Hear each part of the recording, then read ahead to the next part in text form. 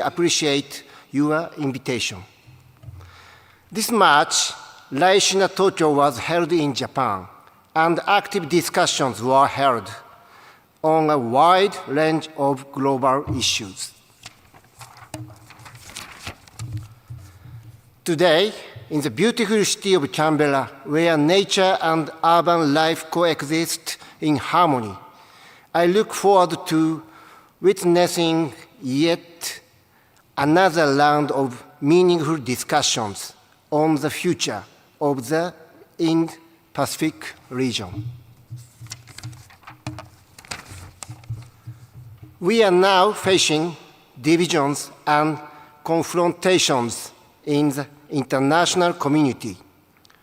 We must aim to realize a free and open Indo-Pacific and make this region a place where diverse nations can coexist and prosper under the rule of law.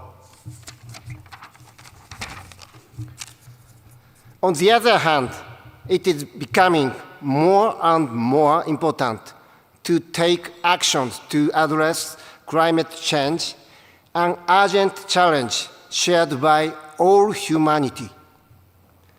At the same time, it is important to ensure economic growth in the Indo-Pacific region for the stability and prosperity of the international community. In order to advance these efforts, collaboration with a wide range of partners in the region is essential. For instance, Japan and Australia are firmly enhancing cooperation in the areas of security and defense, as well as economy and energy, under the Special Strategic Partnership. Japan and India have been dramatically strengthening our bilateral relations, especially in the political and security areas under the Special Strategic and Global Partnership. Furthermore, with New Zealand, we have closely and firmly developed our bilateral relations under the Strategic Cooperation Partnership.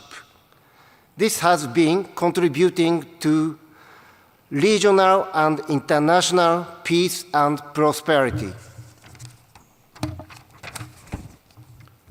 Japan has also been increasing efforts through not only bilateral relations, but also multilateral frameworks such as the G20, APEC, CPTPP, WTO, Quad, and IP4.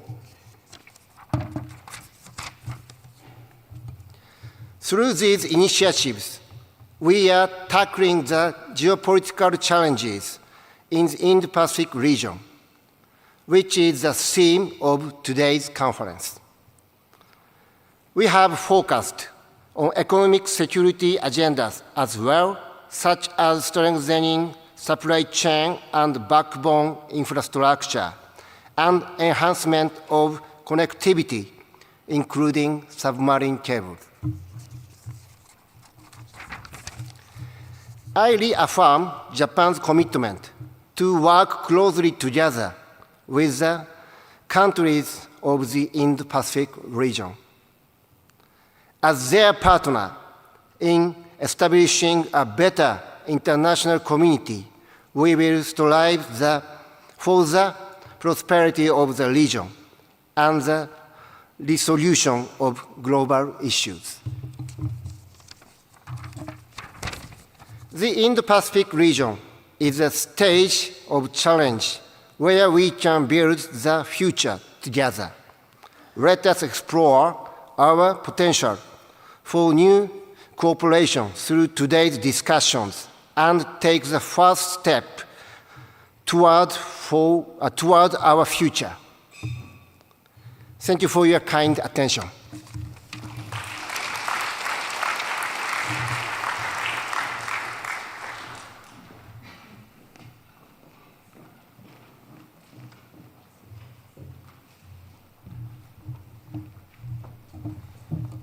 Thank you, Minister Komura, for setting the scene for our panel discussion. The panelists for this discussion on the Blue Opportunity, Indo-Pacific Partnerships for Infrastructure, Growth and Development. Could you please come on stage? We have Indramani Pandey, Secretary General of BIMSTEC,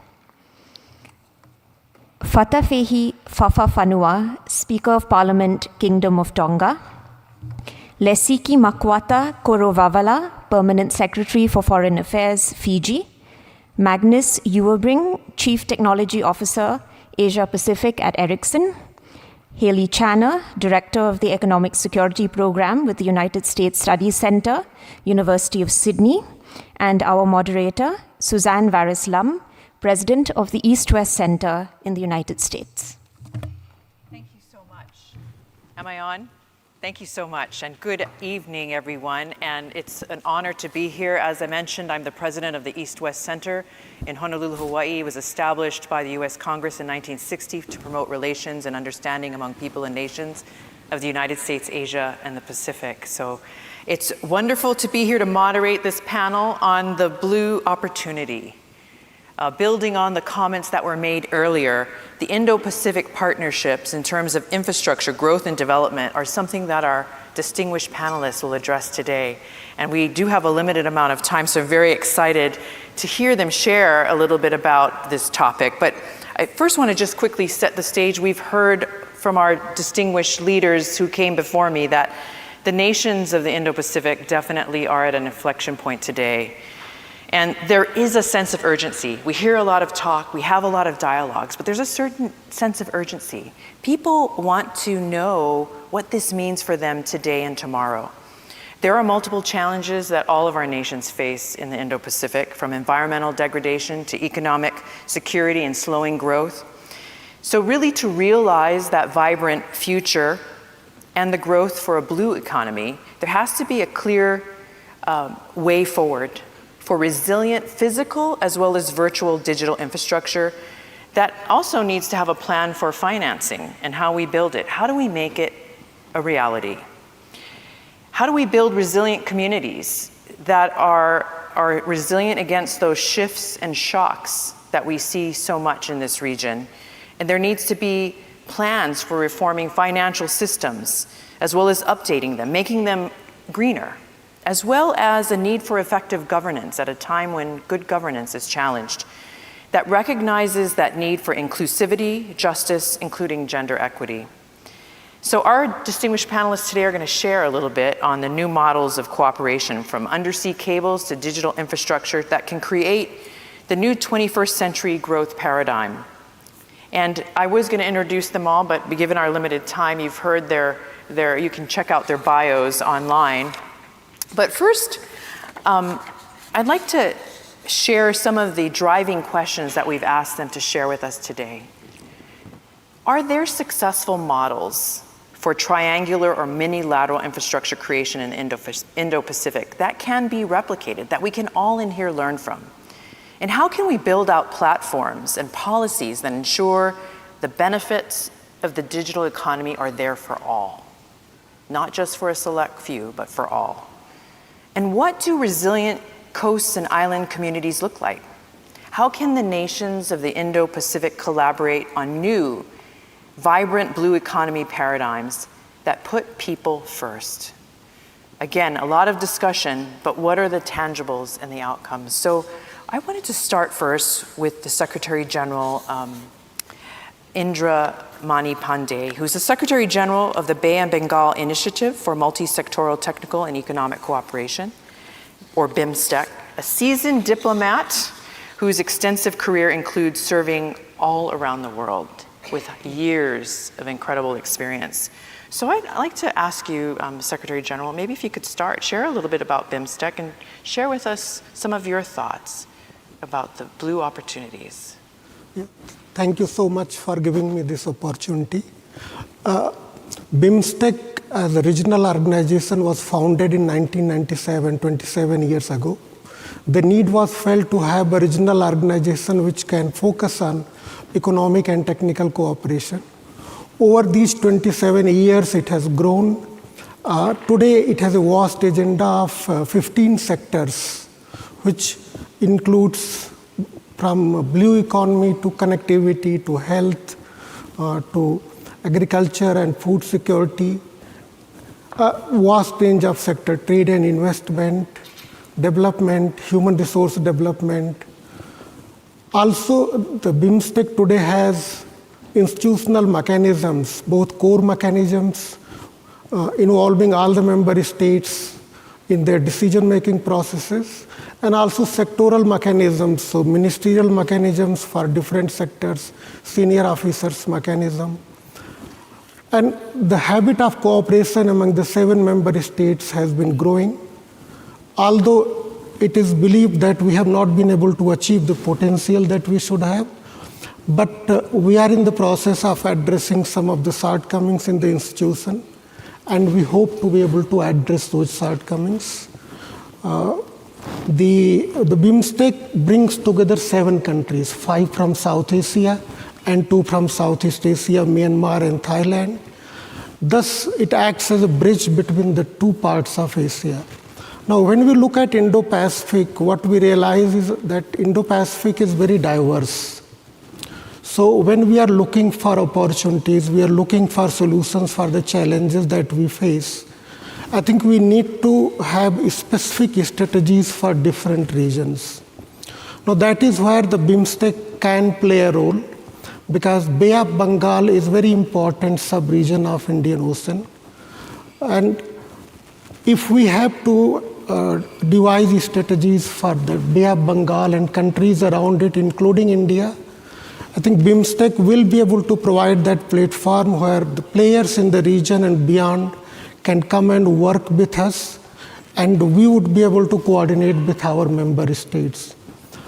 So some of the challenges that you had mentioned and opportunities. So connectivity is very important for us. We have a master plan for surface connectivity. The agreement for maritime transport cooperation has been negotiated, and it is likely to be signed at the next summit. We are looking at digital connectivity aspects, and also in future we are looking for opportunities to have financial connectivity too among our member states.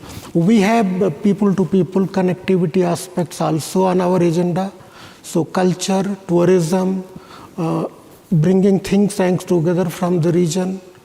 And we are looking now to create a platform for our parliamentarians. Youth engagement is on the agenda through sports and youth conclaves. Blue economy, as I mentioned, is also on our agenda. We have created an expert group. This is a sector where Bangladesh is playing the leading role.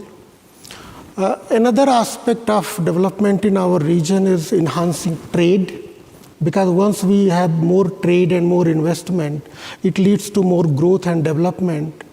There too, we have been in the process of negotiating FTAs for our region, and we hope to make some quick progress in the coming years. Since there are a number of regional organizations in Indo-Pacific, I represent BIMSTEC, but there is also ASEAN, a well-known organization. In the Pacific, you have Pacific Islands Forum. Also in the Western Indian Ocean, you have Indian Ocean Rim Association, bringing countries from that region together. What I would like to propose that we need to have a platform where all these regional organizations can come together, where we share our best practices, where we talk about our experiences, and try to avoid duplication in our efforts. Because there is also overlap in the memberships, at least between ASEAN, BIMSTEC, and IORA. So we are working for the same set of members. And if we come together, talk about what we can do more in different sectors, given there are synergies in our agenda too, I think we'll be able to realize some of the broad goals for Indo-Pacific, whether we are looking at security, whether we are looking at sustainable development, whether we are looking at models for dealing with the changes that are taking place due to global warming. And again, Bay of Bengal is a region which is gravely affected by these climate change challenges. And we have a sector called Environment and Climate Change, which is led by Bhutan, and Honorable Minister is here. So there the focus is more on how to deal with challenges. We have a separate sector called disaster management. So we are looking at countries pooling their resources to deal with the disasters in the region. So what I would like to say in my conclusion, that BIMSTEC is a very vibrant organization, and it can be a partner for the countries in the region, for the organizations in the region, when they are looking at opportunities for working together with the 7 member states in Bay of Bengal. Thank you, Secretary General. I appreciate that. Do you find, before we move on, it sounds like this is a comprehensive look that some people can look to. Do you find there's a revitalization in what BIMSTEC is doing? I mean, it's very comprehensive when you describe the role that it plays, this bridge between Southeast Asia and South Asia, and culture, connectivity, maritime security, the whole of society look. Is there a revitalization of BIMSTEC? Do you find more involvement, more tangible outcomes in your working groups? What I have noticed through my interaction with the leaders of the member states, that there is a huge political commitment to make BIMSTEC work, because they see in BIMSTEC an organization which can actually deliver on the ground. There are some institutional issues which an eminent persons group was set up. They have made their recommendations, which are being considered by the member states. I'm quite hopeful that once we have those recommendations implemented, BIMSTEC would have a much better future in terms of delivering the promises to the member states and the people. With our vast agenda, institutional mechanism in place, our charter in place, we are poised to play our role. Also, I would like to say that BIMSTEC is now open to observers and partners, both institutional partners and countries, and we are looking forward to working together with other countries too. Well, thank you. Thank you so much, Secretary General. Now we're going to move on to the Honorable Lord Whakafanua, who's Speaker of the Parliament of the Kingdom of Tonga. And Lord Whakafanua, you've been really a strong advocate for a lot of political reforms and even women participation in politics, youth representation. You know, your leadership has really been instrumental in addressing key issues of all kinds, not just of Tonga, but the region. So would love for you to share on some of these, any one of these topics that we just discussed on Blue Opportunities. I have 5 minutes on you all three 5 questions. Minutes and, you know. Well, I just want to acknowledge the organizers and thank Raisina Dialogue for inviting me. Raisina Down Under, sorry. I just want to state that from our experience in the Pacific, we are far too small to have any influence in what's happening. We're not one of the 3 big continental power players, and so we're very much observers, but we're increasingly finding ourselves under a lot of scrutiny, and we're getting a lot of attention. And as you're aware, Tonga recently hosted the Pacific Island Forum, and it was the biggest, most attended forum ever, which is evident of the moving times. Jaishankar talked about how now it's not a simple, you can't describe countries as being, you're either on that side or on that side. There's a lot of cross-pollination happening. And in terms of new ways of engagement, I'll give you an example of what the Pacific is doing right now. We are in the midst of organizing a parliamentary grouping which doesn't exist. There is no Pan-Pacific parliamentary group. And right now we're in the midst of organizing what is called the Pacific Island Parliamentary Group, and it will be the first. And because of that, it has attracted a lot of attention. To give you an idea of some of the Indo-Pacific new partners that are emerging, I would give you Indonesia recently hosted a speakers conference for all the Pacific Islands. And their ambition is for the Pacific to use Indonesia as the gateway to ASEAN. So there is potential there for South-South cooperation. We can go further into Asia in terms of our relationship with India, which is strengthening right now. But you know, for Tonga in particular, we are very much integrated into the West. And I think now is an interesting time because we're finding ourselves talking with non-traditional partners, and I think these new alliances can only strengthen cooperation in terms of our ambition as the Pacific. I think you're aware of the 2050 Blue Pacific Strategy, and that is the ambition of all Pacific Island nations to empower ourselves, to protect our environment, and to be a blue continent. For that to happen, we need partners, we need technology, we need funding.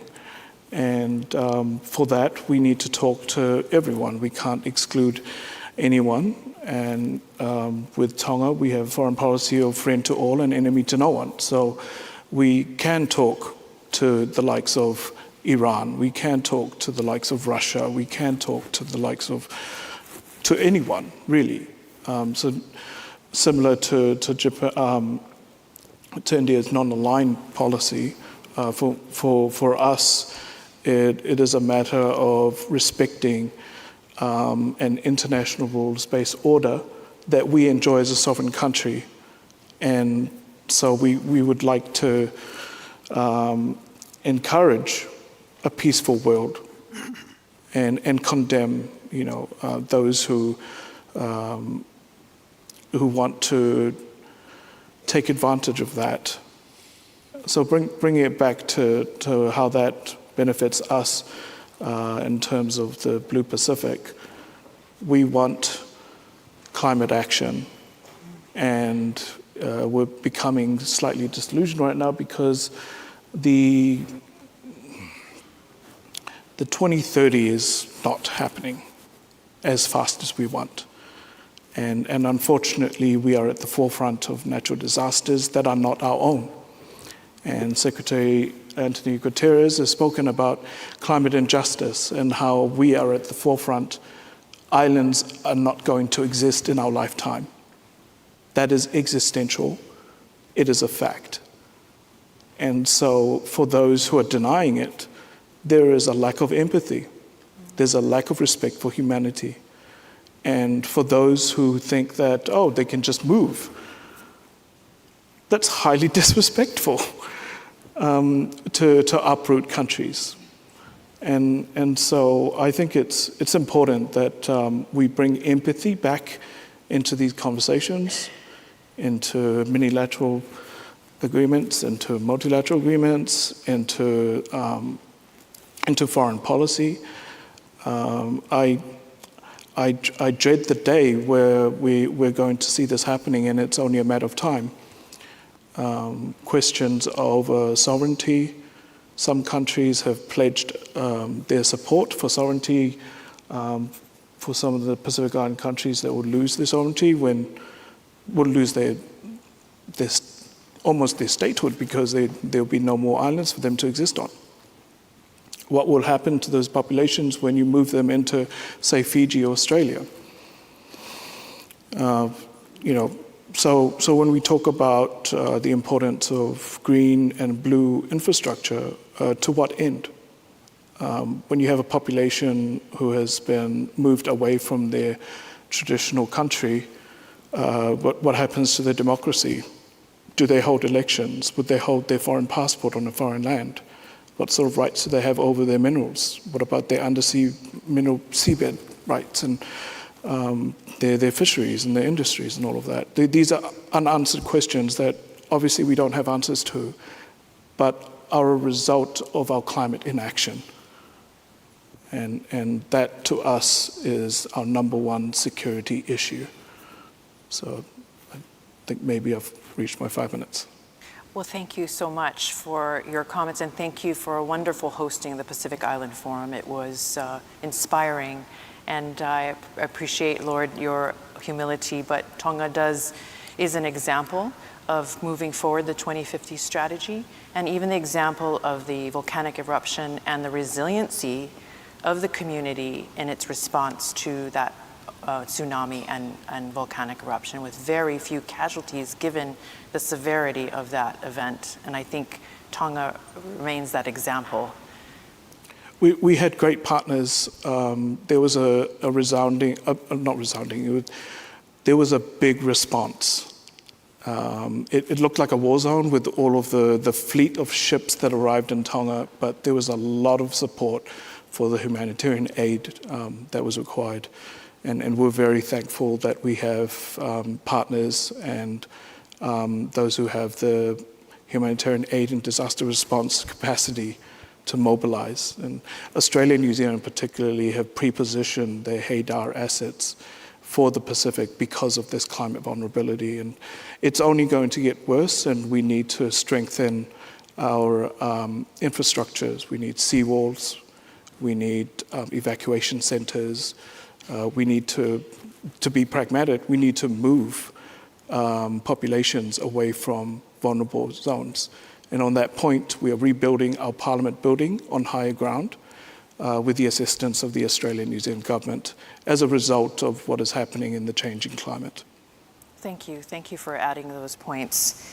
So moving on right now to Mr. Magnus Everbring, who is the Chief Technology Officer for the Asia-Pacific Ericsson. So shifting to technology, he's worked many, many years on technology strategies for Ericsson in the Asia-Pacific, and really over 30 years of executive positions in research and development. So would love to get your insights, as we've talked about structures, the Pacific, and the question on technology, platforms, policies, or how do we create more resilient communities?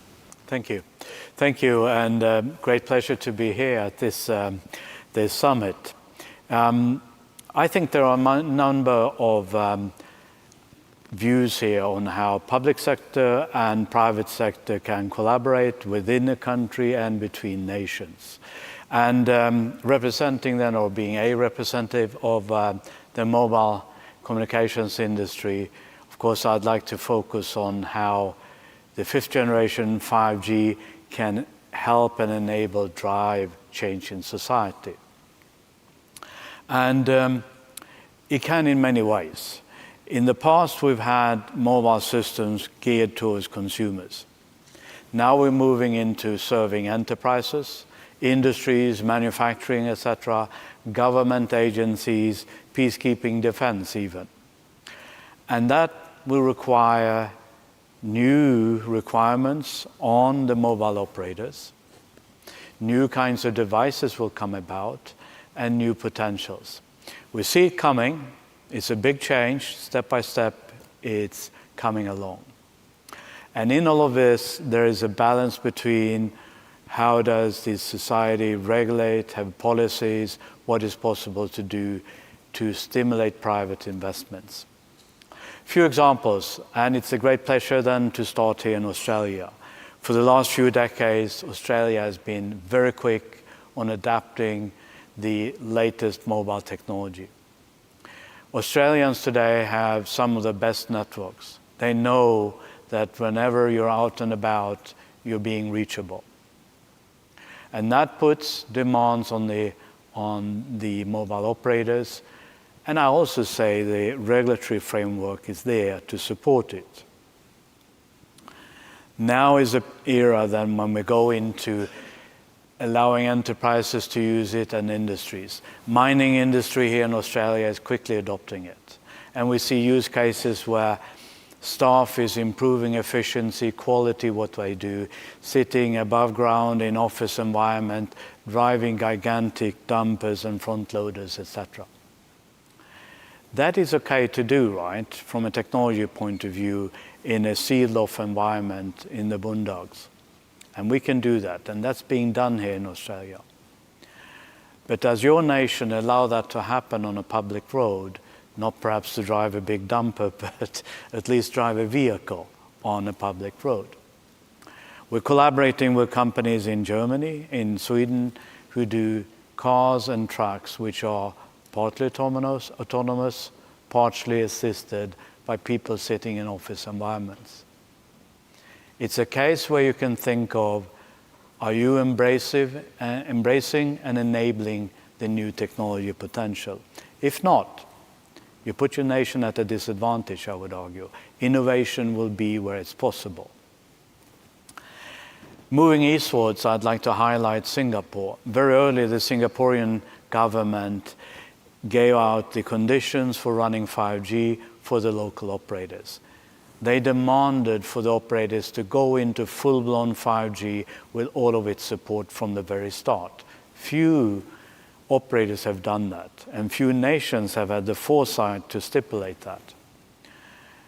It's not surprising to me if you ask me to highlight a leading operator that uses this absolutely most potential of 5G. It's the leading operator in Singapore. They are one of a handful examples that I would list. And that again has been stimulated by the public sector, allowing for the private sector to invest. Last example, let's go to India. And just as a reflection there, it's privileged for me to be in the Indo-Pacific region. There are many good examples here that stand out in the world. India has, in the last 2 years, with 2 private operators, deployed over 455,000 radio base stations, antenna towers that you see along the highways. That's a staggering amount. And that's private investment. All major cities in India are fully covered, and they offer services which are unprecedented. The innovation game is now running in India, how to leverage this for the consumer sector, enterprises, etc. And as one example, Prime Minister Modi a year ago granted 100 universities to have their own 5G system to drive innovation on top of it. Give it a year or two, and I'm sure we'll see many new applications coming out of that force. So there are many cases here where 5G will drive big changes in society, improving safety for workers, improving efficiency, improving quality, and helping new innovations in industry come about. Last example, a university hospital in Singapore now use a 5G system to transmit the signals to the surgeon who has XR goggles. They have a digital twin, a scanned version of the patient, and as they perform the surgery, they overlay an image with the XR device, and thereby can do a more precise surgery on the patient. That is cutting-edge technology being deployed in the field by a nation that has the right infrastructure in place. Thank you. Thank you so much, Mr. Everbring, for that. You know, you've really brought to examples Australia, Singapore, India, and the regulatory frameworks, the infrastructure that exists, and implying also the STEM education pipeline that allows for that, and the resources to be able to do that. And not everyone has that, but your advice on, you're giving the example of how do we make that available, the excellent healthcare that exists because you've leveraged technology. What advice would you give? I mean, as you've given these examples for those who may not have, we heard from the Lord that sometimes, not all of these smaller island states have that kind of technologies and infrastructure available to them. Key thing here is that the innovation process is ongoing now, and anyone can get in and be active. But if you prefer to stay and not move now and wait a few years, then you'll be behind. Now's the time to move. The technology is there, now it needs to be applied. The mining industry is there, they've started. Given 5 years, they will be a lot more advanced. The mining companies that do not start now will be late. So get into it, use international collaboration, and start to use it. Thank you. Thank you so much, Mr. Everbring. Now moving on to the Honorable Secretary Lesi Korovavala, the Permanent Secretary for the Foreign Affairs for the Republic of Fiji.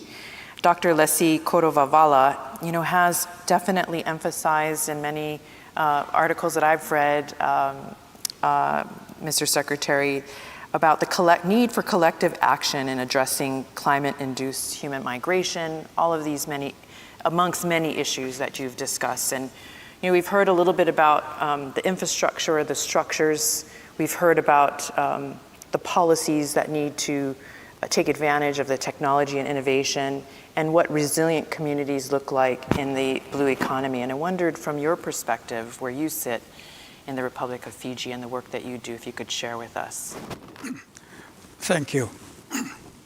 Let me start by saying that in talking about Fiji and the Pacific, with our Pacific family, we use the rule of proportionality.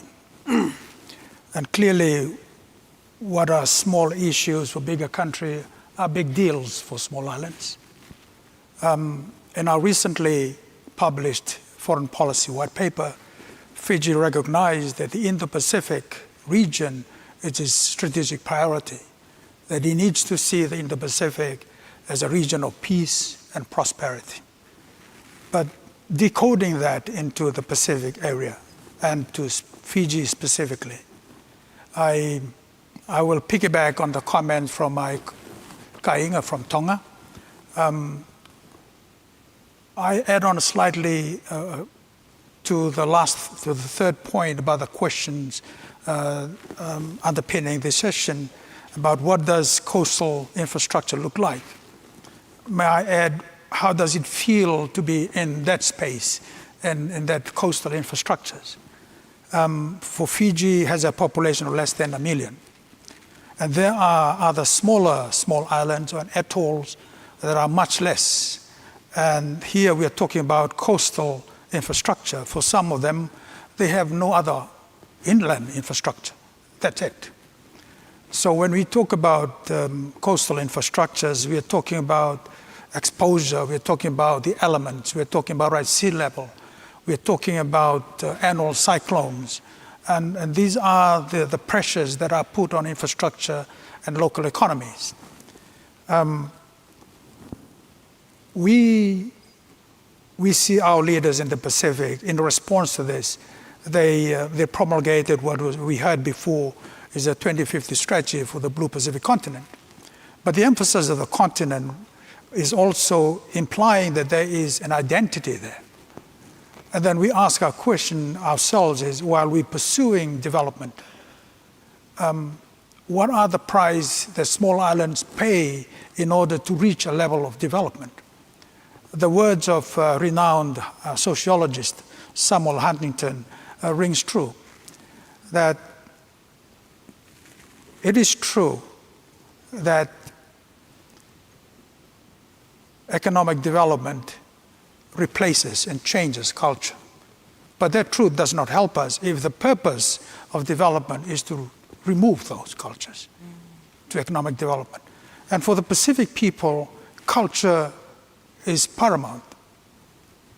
And for us, in looking at development, we need to strike a balance between how much we do and how much we preserve in the same process. Our Prime Minister is on record with a leader's endorsement that he wants to see the Pacific as an ocean of peace. And the principal one to that concept is the Pacific Way. The identity of the Pacific people and the role that they play in the Pacific and the bigger scheme of things in the Indo-Pacific. It also demands for certain level of conduct and behavior in the Pacific. And you would probably recall on the 25th of the last month, there was a firing of an ICBM in the Pacific. The fact that no Pacific Island nation was notified sends us a different message altogether. That the Pacific nations do not matter. That the Pacific Ocean is seen as empty. And when the missile was fired into the Pacific, we got the message from our neighbors, Australia and New Zealand. But that message runs deep in us. So we would like to see that even though we're small, but we see development, that we have a role in development in the Indo-Pacific region for greater good, that we have to play our part in that space. Taking it out to the national level, we see that the majority of our people still live in rural areas. We heard about connectivity. There is absolutely a crucial need for those.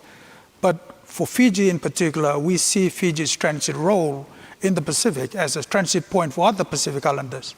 So the infrastructure that is developed in Fiji is seen to facilitate the movement, the economic activities, the relationship between the Pacific and its neighbors beyond the region.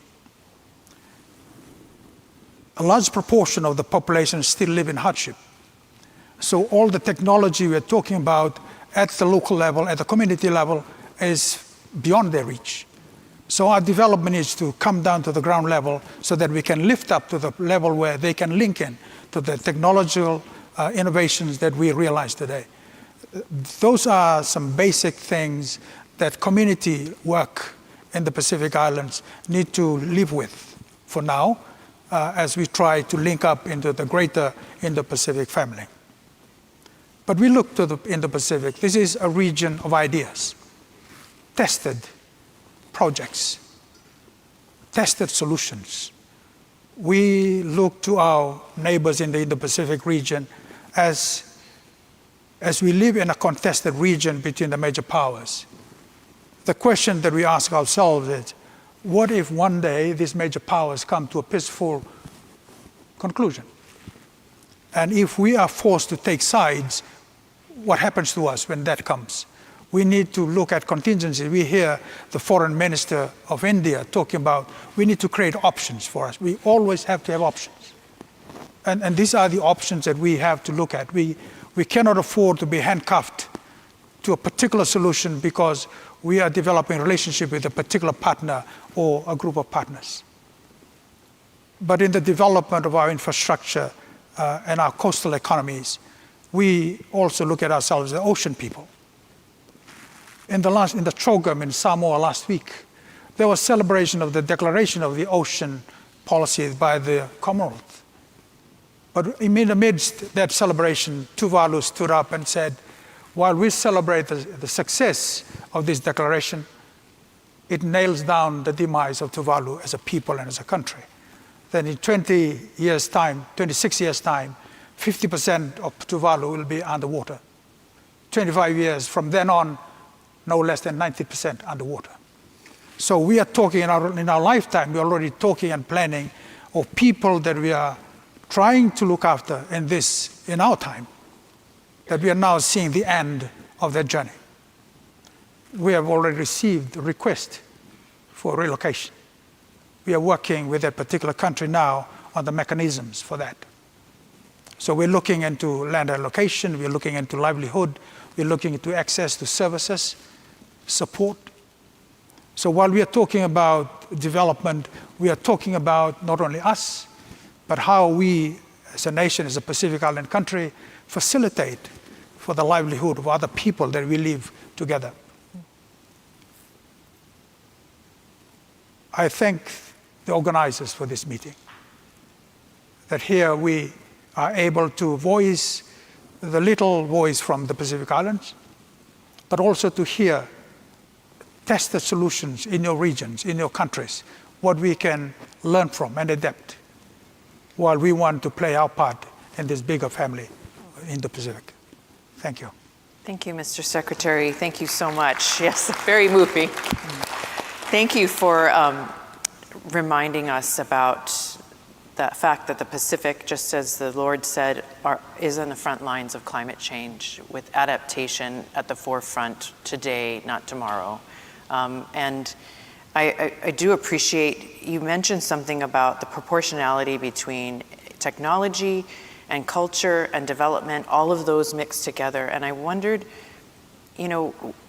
we saw the Festival of Pacific Arts and Culture come to Honolulu. We saw this unity. We saw the Pacific Island Forum when I first went in Fiji, when it was there, and then in Tonga, this regional architecture of bringing the voice together of the entire Blue Pacific.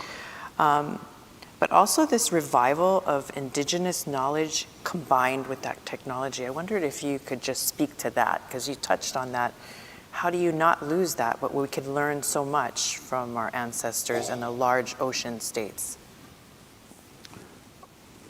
In our preparation for the first time Fiji has come out publicly in its foreign policy white paper, and under the usual 3 pillars of sovereignty, we discussed at length about identity. And we consulted widely, not only amongst the Fijians, but other Pacific Islanders living in Fiji, academics, business people, our development partners. What does it mean for us? And one thing that came out clear from the consultation is our values and our interests come from our identity. If that is clear, those two are clear. When we talk about multi-ethnicity in the Pacific, it implies that the original ethnic base is firm, is alive, and is thriving, because it's that level that feeds the multi-ethnic level. Without that original level, there's something else that we cannot identify with that exists at the multi-ethnic level of interactions. It's something that we have discussed at length, and we want to make sure that all the groups in the country and beyond are familiar with this. We have restated the Great Council of Chiefs. We have modified or repurposed it to our modern needs.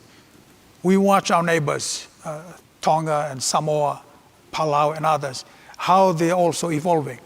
But we see that it is in democracy that we can evolve this culture. It is under the rule of law that we are able to safeguard this. And these are the fundamentals in the way that we also need to build our economy and let the people be free to be able to identify or rediscover themselves as we evolve in these modern times, with technology especially, that's defining the way that we interact. But in all this, one thing that we come out clear is relationship is the key, within and between, within the country and beyond Fiji and beyond the Pacific. Thank you. Thank you, Mr. Secretary. And I think that along the lines of the relationships are the Pacific way, as you mentioned. Yes. So thank you for that. I'd like to now shift to Ms. Haley Channer, who is the Director of Economic Security Program with the United States Study Center at the University of Sydney, Australia. And she, of course, brings an interdisciplinary lens to her analysis, having worked as an Australian government official, ministerial advisor, think tank analyst, and represented global nonprofit organizations. So I'd love to get your perspectives, Haley. Thank you, Susie, and I'm so delighted to be here and to be able to be on this distinguished panel.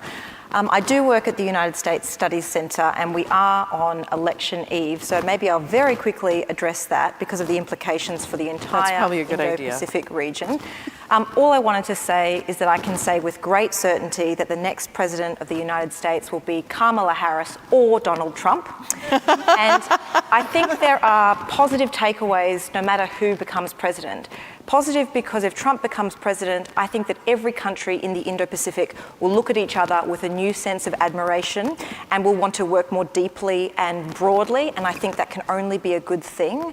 And good news if Kamala Harris wins, because I think that she will bring stability and predictability, and certain regional frameworks, minilaterals and other regional frameworks like the Indo-Pacific Economic Framework will survive. So there's good news all around.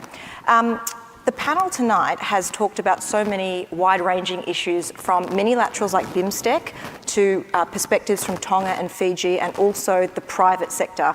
And this panel is about infrastructure in the Indo-Pacific region. It's a topic we've been talking about for many years, particularly since China launched its Belt and Road Initiative and started building all over the world. And I think that each of the members of the panel are all representing a different part of the solution to this infrastructure challenge. So we all know how much infrastructure will cost. It's billions upon billions of dollars. Earlier this year, our Department of Foreign Affairs and Trade estimated about $400 billion in energy and transport infrastructure alone in the South Asia region is required every year. So $400 billion each year adds up to $1 trillion pretty quickly. And there is absolutely no way that the World Bank, Australia, India, Japan, the United States and China can do that together. We desperately need Ericsson and the private sector to help us with that challenge. So I just want to make two main points in my comments. Basically, I will focus on government cooperation and how we can actually push this agenda forward, because from my perspective, I'm very impatient. And it takes a very long time to build infrastructure, decades in fact. So for me, I've been looking at this issue for about 4 years and not a lot has happened except China has built a lot. So I'm keen to see other countries offer alternative infrastructure offerings that are better for the climate, better for local communities, and better in quality so that they last longer and that they're fit for purpose, but also so that the communities that that infrastructure goes into has a longer term benefit. So the 2 points I want to make. We all talk about cooperation. We need to stop talking about cooperation. The reason I say that is because we need to coordinate and deconflict individual efforts, and by individual I mean bilateral, a donor country and a recipient country, rather than doing infrastructure together. Because anyone who knows anything about infrastructure knows that it is extremely hard to build infrastructure. If you live in Sydney or Melbourne, you know that the Sydney Metro and the Westgate Tunnel in Melbourne are nightmares, and that the NBN rollout, it's plagued with problems. That's just domestically. If you think about in the region, it is very difficult to deliver infrastructure in a group. Australia has found this in Papua New Guinea, where we work with the United States, Japan and New Zealand to try and electrify Papua New Guinea. That program has been fraught with problems for its own reasons, but one of the problems is coordination. It is so complex to coordinate with those 4 countries plus Papua New Guinea to deliver that program. But on top of that, just look at one country, the United States. There are 7 departments in the United States responsible for infrastructure. And even in that case, it's very difficult to coordinate. So what I'm saying is that we should do things independently, but deconflict, and I think we will build infrastructure faster. The second point I want to make is that the key to all of this is the private sector. I made the point before that we can't afford to do this alone. DFAT estimates $400 billion every year. Australia also has, and I'll focus a bit on South Asia rather than the Pacific because we have talked about the Pacific, but Australia has a South Asia Regional Infrastructure Connectivity, SAREC program, and it was a 4-year program.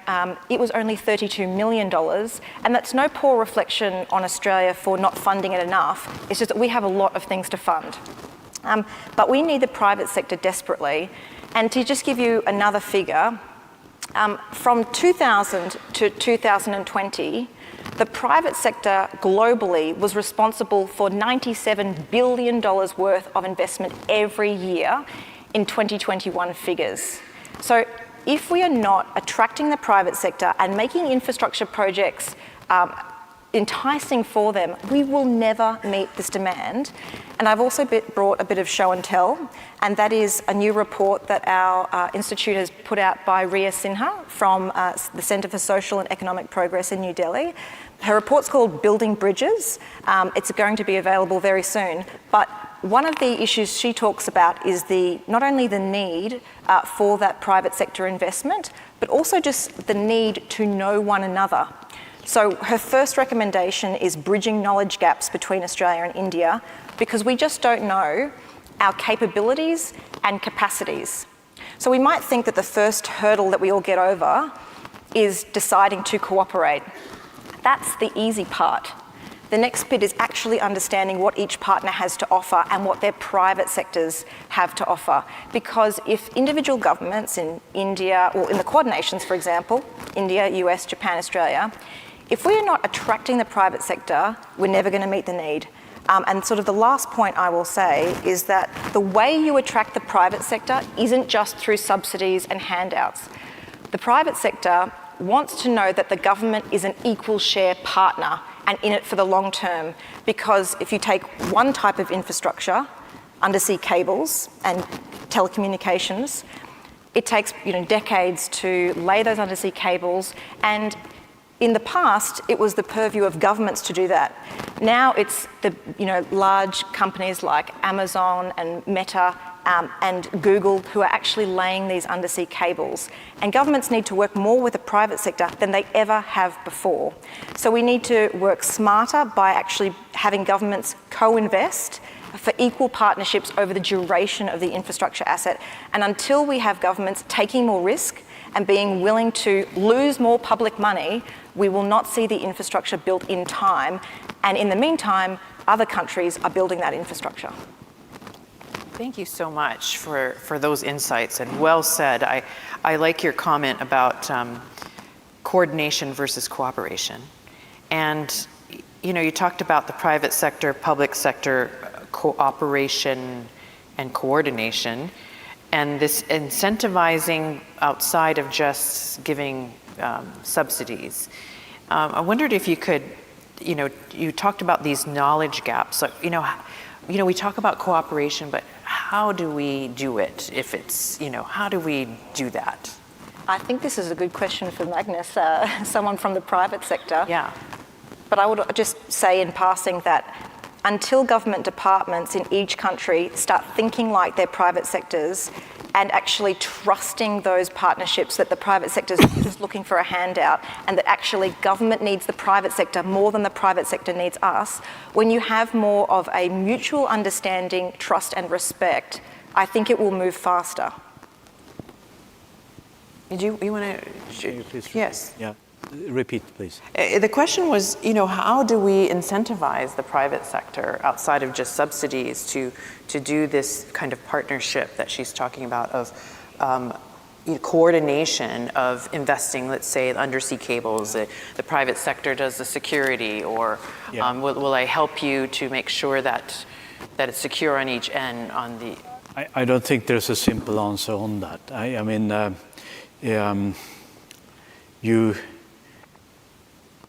I argue you want to stimulate private investments, you want to get them to take the bait, so to say. And I think it's stronger if they feel the win for it. If it's a share subsidy, you may push somebody into a corner where they shouldn't be, right? They should step into it based on the merits they feel. I'm just... one area that for the mobile industry is very central, where they interact with the government side, is licensing of radio spectrum. How do you price that in the best way? I think we can have a long discussion here on how many governments have tried to do it, and in hindsight, it's had some kind of side effect. Right? And it is a very tricky question. But I think, without any specific examples, but there are many cases where the entry cost has been too much, and that's been then depriving the investment to actually build the coverage. I would argue if it's too cheap, if I can put it that way, then there will be a debate about a few being privileged and others are not, and it's taxpayers' money. So it's a very tricky question. I think it's hard to have a one answer for it, but I think the principle I would like to hold high is that the public or the private sector will invest a lot if I can see their business incentives for it. And long term, that's the strongest solution, I think. So it's set up a climate for that from the public side. Exactly how it depends on what it is. Each one is unique, and but I think the continuing conversation of how we do that, I think, is something that needs to be integrated into how we approach these issues. And roads are typically funded by public means, right? It's a very long-term investment, and I think it has a very good effect on society. So there it works very well. Some cases, maybe that's not the paradigm. Well, thank you. Thank you for that. I want to transition. We've got a few minutes for some questions from the audience. If you could, we have a few mics going around, and if you have a question, please raise your hand, your name, your organization, and who you'd like to direct the question to, since we have a robust panel here. Oh, here we go. And if you could just keep your question to a question, since we're short on time. Hi, Tushar Joshi from Australia India Institute. My question is to Mr. Koravavla. We have talked about infrastructure, whether it be digital, physical, or virtual. Infrastructure comes with a cost, and cost is there with interest. And island nations have often been cautious when big players of the region, big countries, when I say big, I mean, in terms of their size. When they come to the countries, they're cautious of their actions, their intentions. What do you, as island nation, see when you seek investment? I mean, what are the do's and don'ts that you would like to suggest to those bigger nations in terms of when they come to invest in your countries? Thank you. Thank you. I heard from my colleague on my right mentioning Papua New Guinea. In the Pacific Islands, most of the resources, the land, are owned communally. That's a starting point. So the earlier the government coordinates and secure the endorsement, the support of the communal owners, that's a key starting point. We've had some tricky situations in a number of occasions. When I referred generally to the earlier part about the infrastructure and coastal communities, this was something that was in mind. On the do's and don'ts, I ask probably for those that want to invest in those areas is a clear communication about the intent, the scope of work, what is the role of the land-owning units, and what are the take-home for them. Sometimes their intentions or their needs are lost in translation, including government. Even though I work for government, I recognize that these are some of the pitfalls in the communication between them. Secondly, we need to identify clearly who is the owner of that particular portion of land on which the infrastructure is built. Or if it's a pipeline, the different segments where the pipeline will be constructed. This has to be clearly identified. There has been occasions where proxy owners have claimed ownership, and that has led government to pay huge sums of compensation later on. To me, if there is clear communication up front, the identity of the owners are clear, then you are on a solid footing going forward. Thank you. Thank you. Thank you for the question. Thank you, Secretary General. Question back there. Thanks very much. Dr. Amanda Watson from Australian National University. My question is for Lord Whakawhanua or Permanent Secretary Korawavala. I was just wondering, you both highlighted the significant impacts of climate change and rising sea level on coastal infrastructure, which made me think about cable landing stations. So I just wondered, I hadn't quite thought about the vulnerability of the undersea cable landing stations in that way. So I just wondered if that's been part of your discussions or if either of you have any thoughts on that. Thanks. Lord? Yeah. Thank you. That's actually a very good question. Right now, Tonga's in the middle of constructing, we have in the pipeline a secondary cable to add resiliency to our connectivity. And we saw our internet cut 3 times within about 3 or 4 years. Most recent was during the volcanic eruption, where over 70 kilometers of our undersea cable was completely destroyed. The domestic cable was recently broken after it was fixed. I think it was online for about 6 months, and then an earthquake during the forum broke it again. And so we have this trilateral arrangement between Tonga, New Zealand, Australia to build a secondary cable that lands in Vava'u, which is in the Northern Islands. It will be connected to the Hawaii cable, and it's being constructed by Subcom. That cable will add resiliency to our connectivity so that if the main cable that we have to the Southern Cross breaks again due to some unforeseen circumstances, at least we'll still have a backup cable in the Northern Islands. The landing station, the route of the cable, the survey was just completed last Thursday. And that survey takes into considerations vulnerabilities due to the hot undersea tectonic movements and all of that. So that survey is informed by the rise in sea level. So that infrastructure, like the new infrastructure of our new parliament, is considered. We've considered the rising sea level in its constructions. Thank you, Lord Whakawhanua. And I don't know, Secretary Korovavala, would you like to add anything? No? Okay. I think it's covered it well. Well, thank you for those questions, and I apologize, but the good news is that after this, we have a mixer. So if you had questions, you will have access to an amazing panel right here to be able to ask questions to.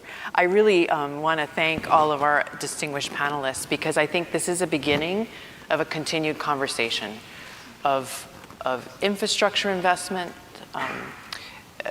certain architectures that exist that we can leverage to create connectivity, looking at cooperation rather than just cooperating, but actually coordinating and deconflicting and finding the resources, private-public partnership. I think we've heard a full range, and just a little bit to tickle our appetite for more conversation in the next phase, which is our reception. So thank you all. Please join me in giving a round of applause to our panelists.